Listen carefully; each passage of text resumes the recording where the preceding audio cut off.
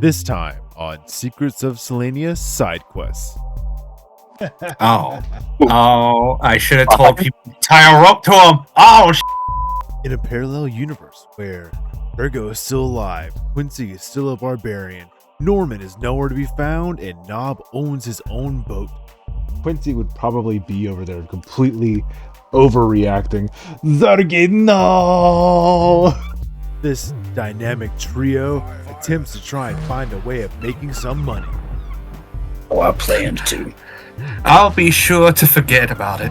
Zurgo, I was hoping for some, hooded fellow sitting off in the corner, asking us to help a couple of halflings carry a ring to a volcano. I wasn't expecting a weird piece of wood with paper on. However, they find themselves in the middle of a fight for their life against a giant dragon. It was too far away to see what it was. I just saw a massive shape.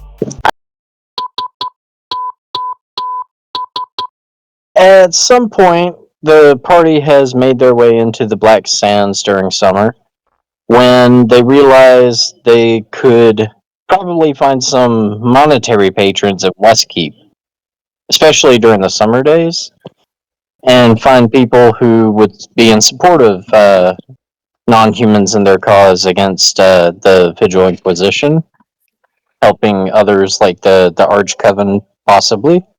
We don't know yet, because this is non-canon.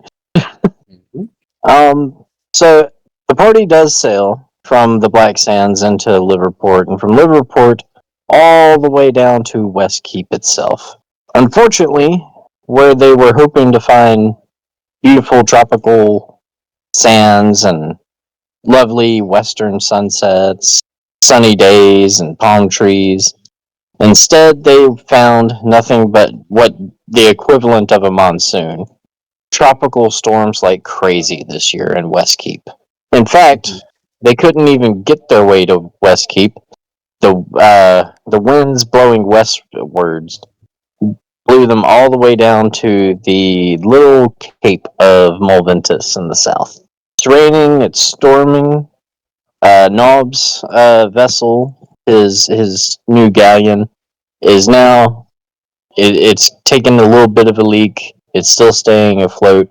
It definitely needs new canvases, a better coat of paint. There's termites eating the galley. It's a bit of a disarray at the moment. In addition to Knob finding his trusty friends Quincy and Zurgo aboard, he also has two other crewmen working for him, or shall I say crew women. There's Heather, see you next Tuesday. And then the other one is River Rain. It's impossible with the storm blowing in to go anywhere but westward. And like I said, the ship is being blown towards the Cape of Molventus in the south. Knob, you're at the helm. You're of course running the ship. So what do you tell the crewmen as you're getting ready to try to make port and get out of this rainy, windy weather? Well, right. So, how fast is the ship going? I would say it's at its top speed, but like I said, the canvases are a little torn. The rudder works well, so there's no problem with that part. Okay. How far away are we from port? Okay, you can definitely see the lighthouses. You can make a few city lights in the distance. So the first thing is going to be, of course, bring the sails up. I don't need them. Hopefully the ropes on those still work. All right. Who are you sending on to get the ropes up? I'll do it. I wanted to manhandle the sails anyway. At the speed that we need to do this, it's got to be everybody. She's a big ship. She's got a lot of sails. We need to make sure all those dudes are up now. Zurgo turned really big so he can reach a lot further. So we need less people to do it. Oh, nice. Zurgo's on strength checks. I can lift, pull, and carry as if one size larger. Awesome. Okay. For Zurgo, let's have you roll athletics. That's going to be 16. Zurgo has no problem getting two of the sails back up. River, is going to use her acrobatics to start going up to the higher ones, refurled. Okay, she's got an 18, so she actually leaps off of Zurgo's shoulders to get up there and lands it. And she's definitely one that's familiar with the high seas and working on a ship. So she has no problems getting those tied up. Woodsy, so you're trying to do some tying up as well, Yeah. or lifting. I'm joining in with whatever needs to be done. All right. So let's have you at the bow, I think, for this one. And with you, let's go ahead and get an athletics check going. A 10. No. All right. So, like the ropes, you are able to grab hold of one really well to get it and start pulling the sails back up to get them refurled. River is going to move that way to help you with that one. I need Knob. Go ahead and do dexterity save. 7. That's going to be 18 altogether. Oh, 18. Okay. So you've got her right on course for where you're wanting to put her. The crew's working really well to slow her down. And you're starting to catch that, like, gradual slow. Heather's up there. She has turned herself into an octopus, and she's using her tentacles to get those sails put up. Most of those are pretty much done. Everybody give me an acrobatics check. It's a 14. 17. 5. Oh. Oh, I should have told people to tie a rope to him. Oh, shit. This is going to be interesting. Okay. It looks like, Zurgo, you're going overboard, bud. His first time on a ship, probably his last. Like one of the beams come by and boom, knocks you right overboard. So you fall into the water. Give me a perception check, an athletics check with that. Perception is going to be 11. Athletics is a natural 20 for a total of 28. So you're a strong swimmer. You're doing really good. But you are able to get back to the ship with ease. There is a flash of lightning while you're underwater briefly. The stormy seawater, you're able to just make out with that flash of lightning, there is a massive shape in the water. It looks to be observing the ship, but it's hundreds of feet away, and it turns to gradually, slowly, with its massive size, swim northwards. And then that's when I would say Zurgo pulls himself back onto the ship. Right now he's hanging on to the side of the ship. Hell yeah. Can I just flop back up on deck? He just climbs up. Quincy would probably be over there completely overreacting. Zurgo, no! Before he even climbs up, Heather's like already pronouncing his death, saying, "Lost at sea like so many before him. On my But hands and he knees, was a valiant pounding he- against the ship. I use both of their ankles to climb back up onto the deck.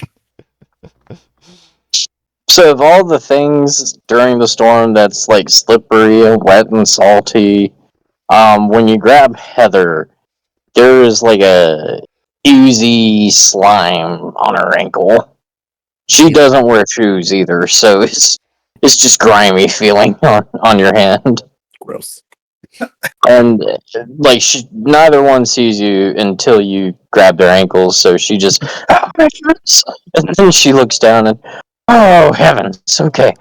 Heather, it's got us! Oh, wait, no, that's Zurgo. Did you think I was dead already? What was I supposed to do? Yeah. I went overboard. Unfortunately, I thought you were, and I'm so glad that you're not. Everybody here tells me that's how you die. So luckily, I don't think Knob needs any more rolls to get it to get the ship into port. Let's see how well he does with docking, though. So this is very crucial because I'm going to need to do some maneuvering on this too. But the wind, is it blowing westward or is it westerly? Like the wind is coming from the east, blowing things towards the west. So all the waves are crashing into us from behind. Yes. So any momentum. Oh, all right. By the Everybody way- tie themselves. tie themselves now. Get a rope. I'm about to do some What? Tokyo drifting. By the way, there's Rain something with- huge in the water not too far away. Huge. Just that What, FYI. what did you see in the water? River asks as she quickly grabs the rope with her monk speed, and she's already got Quincy tied, and Heather. She moves towards Zurgo. Oop.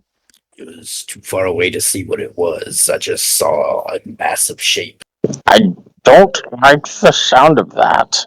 I'll let you roll sleight of hand for steering your ship into port. That is a dirty 20 altogether. Awesome. Right, everyone, tie yourself to the ship. I'm gonna get a little crazy.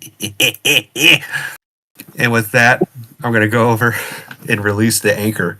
Yeah, like I said, gonna release the anchor and then run back to the helm. Oh, you're doing the anchor yourself. Okay. Yeah, I'm making sure the rest of my crew is safe because this is about to get wild real fast. So you are able to tie the helm into place for a quick split second to run there and run back. Mhm. But give me an athletics check for the run. That is a hot 8.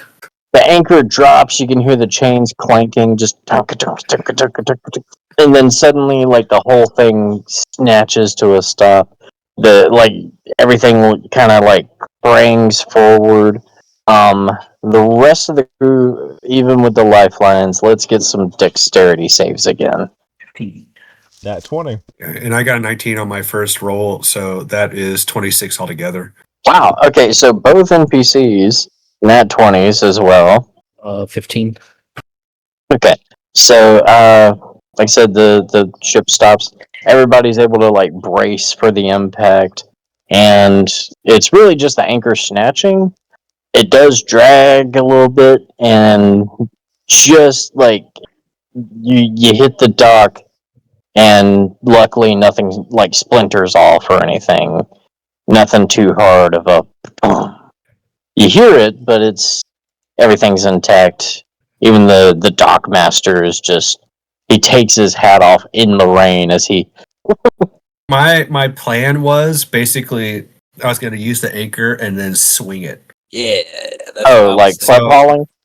So Okay. I was basically going to use the anchor as the momentum point, turn starboard, then swing it. Oh, okay. I was thinking too linear. All right. Well, with that then, okay, it does work into your favor instead. To do it that way. Knob, how do you bring it into port? I'll let you narrate that part for the ship of how it gets there. Yeah, on that first pass, we're probably going to miss the dock. Probably. We're still going too fast. We're still going too fast. Even with the waves hitting us, we would still be going a little too fast. So if we even try to tie us off, it may break. She's a big ship. It's like trying to stop a semi-truck. You gotta plan 15 steps ahead to do it right. Just imagine. And since this is an emergency, I'm just imagining the train scene. yeah, They go around the corner way too fast. They end up on their side, just skidding across the ground. yeah. So on that first one, she'll probably tip a little bit starboard as she's going toward the dock. Probably swing past a little bit. That's okay. You do have a druid with you. She's not the best with the seas, but the dock master and several of his crew, they come to rush up and everything towards the vessel. They see the use of wind wall. Like I said, the dock master does take off his hat in the rain still and just sigh of relief as, whew, thank God that didn't hit too hard. He's a big burly half-orc male. Definitely just got that Westmer's strength vibe of him. From there, he sees the crew aboard, and y'all need any help up there? What's happening? Now it's gonna peer over the railing. Care to tie us off? Send us the rope. Right. Kind of searches for a little bit for a rope. He's like, yeet. All right, and then just Harrington, you go tie it off, and like he's got the sailors working and everything. The dock hands as they tie off the ship. Like he does a lean over to check the anchor. Anchor's fine, and you guys are able to come aboard. And he says, "Y'all may wish to go to the nearest tavern. The Salty Stool. It's What it's did you just say probably to me? the best bet of getting out of the rain." Why is your shit so salty? No, sitting stool. They didn't think to add bar stool in front of it, but I'm not the person who owns the damn thing. And I'm not going to question it. And he saunters off toward the salty stool.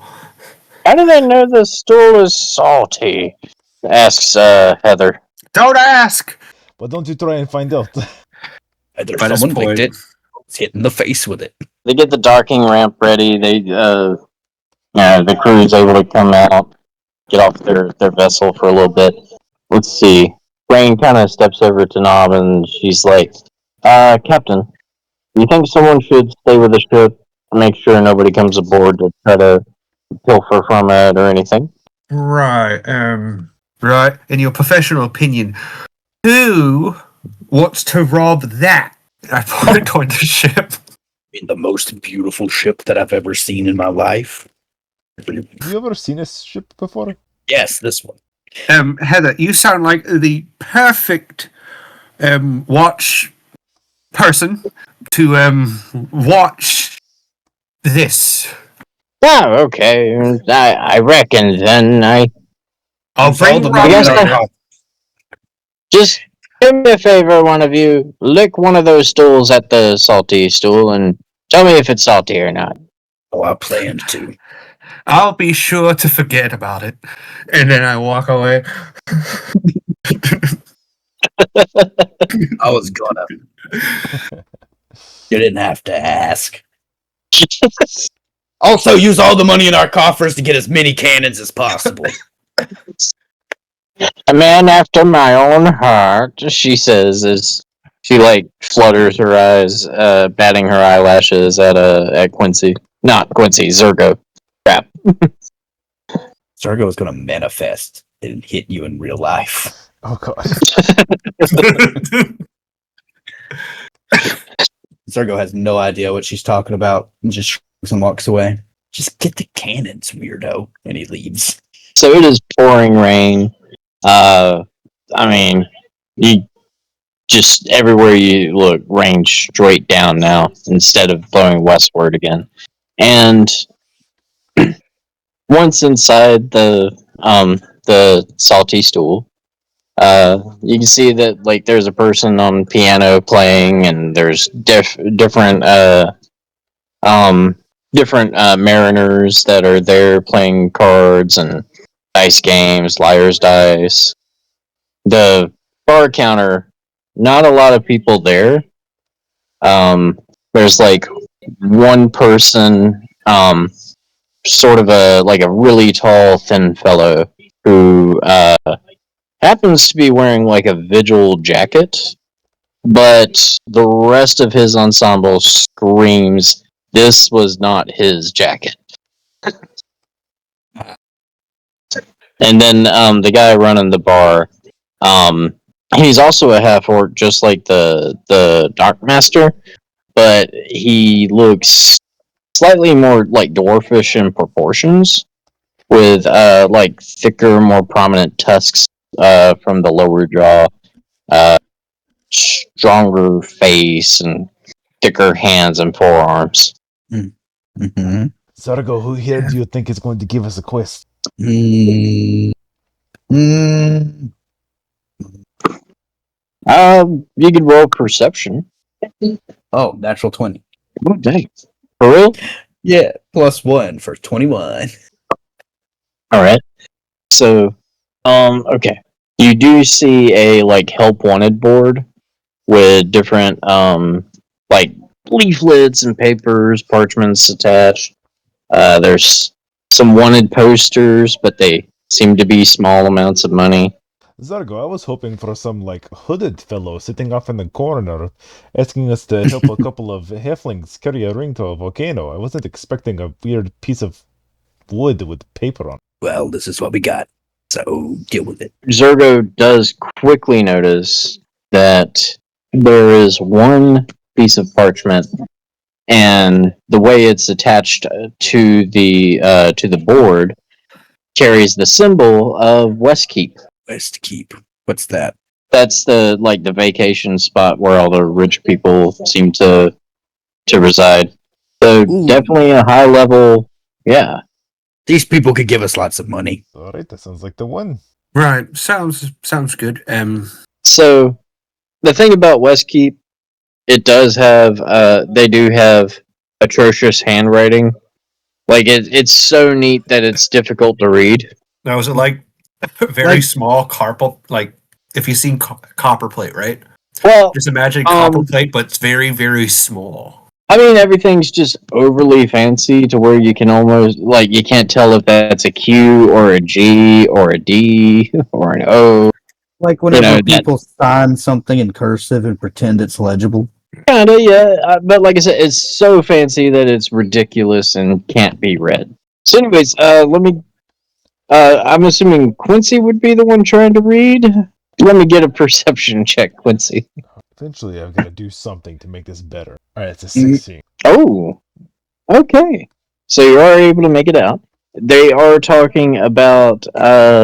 There's been a lot of sea, tragedies happening at sea. They believe it has to be more than just the recent storms of weather. It's been going on since before the storms that ships have been wrecking on their way to Westkeep. And it seems something in the seas, in the depths, has been keeping vessels and ships of all kinds, and especially their cruise ships and yachts, from being able to make port in Westkeep. They don't know what it is. They don't even have a common pattern of where it's happening. They just know that stuff drifts ashore, showing that people tried to make it and lives were unfortunately lost. Well, friends, I see why nobody's taken this job yet. Why is that? Let me make another roll here because I didn't.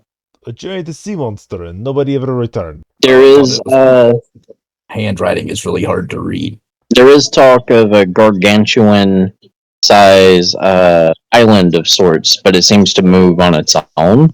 That's a turtle. An island-sized. Yeah. I don't want to help a bunch of rich people park their yachts, but I want a lot of gold because we need more cannons. We're gonna need we're gonna need more cannons, but then we're gonna need more people to fire said cannons. Oh, you just tie all the fuses together and light them all at once. It has multiple decks. Yeah, drill a hole in the floor. Oh. Looking at that Westkeep bounty, I'm assuming, says the guy in the vigil coat. No, possibly.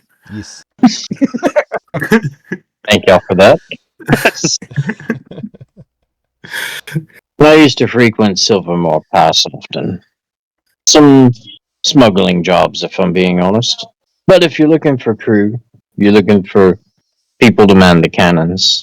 If you're willing to give them a cut of the take, then I'm sure they would love to help Westkeep's people be liberated from this monstrosity. And just what sort of individuals are they who are so charitable as to help us for a split?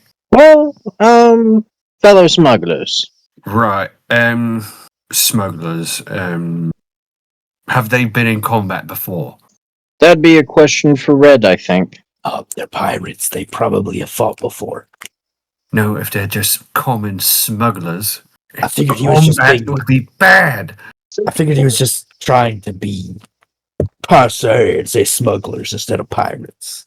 if he was going to be polite about saying pirates, he would say, very good at acquiring merchandise on the high seas. No, we don't dance around our words around here. Oh, good. Did you kill a man for that jacket? Oh, definitely. Very warm. Oh, good. See, I'm a half elf, a real bastard, honestly, as they would call me. And he gestures to his half elf ears, shows his left ear off, and then this one tried to cut my ears off. Well, I cut his throat and took his jacket. Since you're not a man to mince words poetically yet, or any way, right, do you know how to read? I think the shame. Guys, where's that one? Where's the guy that knows how to read? You have a guy. Archibald. He left 2 weeks ago. Well, then you'll have to take my word for it. Roll persuasion. Nah, you already know what my persuasion is. That's a 12. That actually works. Holy shit. They're all just they all stand up, they raise their glasses, and it's like, for money or for dying, and they all go to drink it. They gulp down their drinks. One person just breaks a bottle over his own head. He's like, yeah, for dying, and they're just no, for money or dying. Oh, well, either one. These pirates just say get rich or die trying. One Lucasfilm wipe later, everybody is back aboard the ship, and rain. Hold on. Zurgo goes to the bar. Which one of these stools is your saltiest? Well, let's see. There was this clown woman sat on that one, and nobody's ever wanted to sit on it since. Maybe that one might be the saltiest. I don't know. Zurgo picks it up and licks it. Make a Zurgo, no. Make a Constitution save. Not the clussy chair. God. Constitution save? Yes. 24. Wow, okay, so you are fine. It is definitely a very salty chair, and as you pull your tongue away from it, you feel something in your mouth. No. It almost feels like it tickles your throat. Zurgo, no. Ew. Why are you being gross with it? Well, you don't know what it is. No, I know what it is. It's not what you think. Okay. Zurgo, run! What was the woman's name? Heather? Heather? Oh, yeah, there is Heather. Okay. So he's like, I'm taking this one. Heather's gonna want to taste this salty stool herself. And I just walk out with the stool. As Zurgo goes to speak, out flies a little bit of confetti. I run away with the stool. Hey! That's my stool! So, now, one Lucasfilm screen wipe later, and everybody's aboard the ship. Surprisingly, Heather seems to have been doing some repairs. The crew of 5 people that you guys, Rain and Heather, now is accompanied by 4 more people. Oh, I see.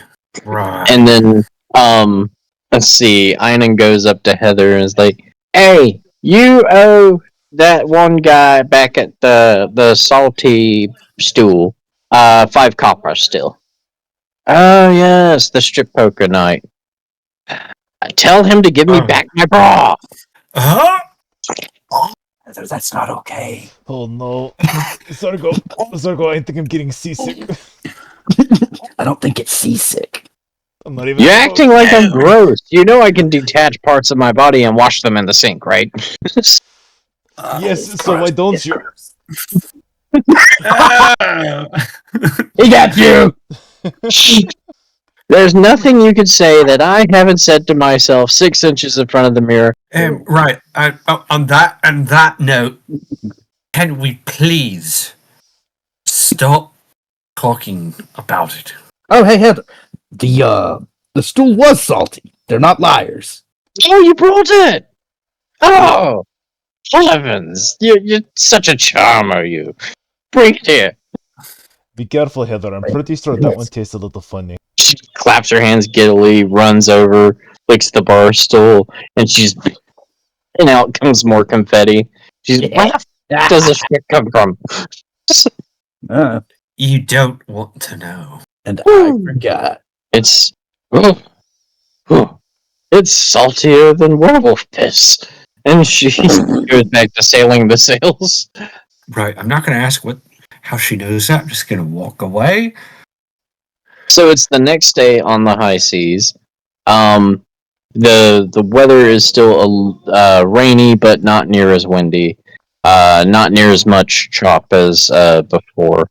The water is, however, murkier. As Knob and his loyal crew bring the vessel up towards Silvermore Pass, past Windmill Gulf, and towards Silvermore's river area. That little Gulf Bay area. So, with that, let's have Knob roll for his helmsman work. Oh, that's 4 altogether. That's a nat 1. Ooh. Well, all those repairs are going to be for nothing. Could have said any number, and you chose that one. I could have, but that would That's be lying. okay. I know. So now, let's have everybody roll survival or investigation with disadvantage. Okay. I got a So 6. that's with me. It's 14 investigation. Dirty 20. Yay! It seems like you guys might be in the right place. You do happen to find some wreckages here and there, like a small spot where land does get shallow, but Knob is able to keep away with it, of course, safely. You can see some pirate wreckage. There's yachts that have been broken up and a few other, like, fishing ships. Oh, that's not a good sign, whatever that means. Does mean the creature is close, at least within a few dozen miles. So you are looking in the right place, but you don't find the creature today. Day 2, let's have Knob roll his helmsman steering. That is a 9. That is exactly what I rolled too. So you found it.